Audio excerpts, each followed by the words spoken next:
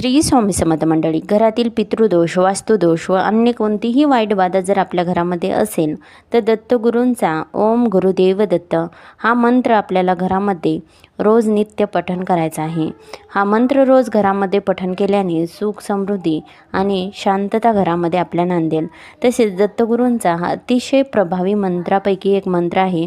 या मंत्राने कसल्याही प्रकारची बाधा आपल्या घरातील नष्ट होते। मंत्र जप कसा करावा तर आपल्याला तुळस, रुद्राक्ष, पवळे स्फटिक किंवा रक्तचंदनाच्या माळेने मंत्र जप करायचा आहे। पूर्व पश्चिम बसून मंत्र जप करावा। मंत्र जप करताना खाली आसन नक्कीच आपल्याला घ्यायचं आहे। जर तुम्हाला काही शारीरिक त्रास असेल तर खुर्चीवर बसून तुम्ही पायाखाली आसन घेऊ शकता।